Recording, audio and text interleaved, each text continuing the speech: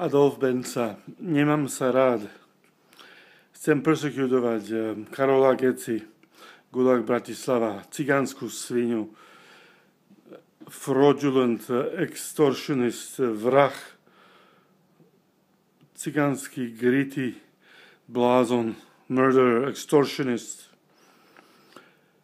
Civilizačne toho človeka persekutujem ja, Adolf Benca, lebo to, čo robil mojej rodine, mojej manželke Melise Benca, Adolf Benca, tento cigánska sračka diaria, paranoid schizophrenic murderer, ja jednoducho dávam vedieť Interpol, FBI, že nech ho prídu do tejto čiernej diery zavraždiť a ho dať do krematórium Ambrózia histórii a tá gangsta Dunajská streda 7600 hrobov, čo mne poklapali, zlomili kosti, zarábali do mojich svojich malieb a mi ukradli tieto malby, týchto 270 000 malieb.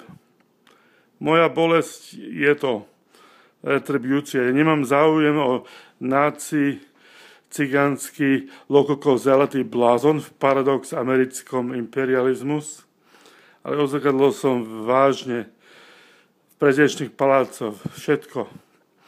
Od Kazachstan to modern New York ako najväčší Benca, Daniel Adolf Benca, Ribbentrop, historická rodina. A jednoducho, čo ublížil tento človek a tá Katarína Hanušinová a čo nenáhla tá Monika Bazová urobiť v rovinke primátor a Dunajská streda sa nikdy nezabudne a bude reprekotovaná peniazmi. Ja tohto sráča som mal kontraktované cez Jančo Nahursky. Nikdy som si nič personál nemal.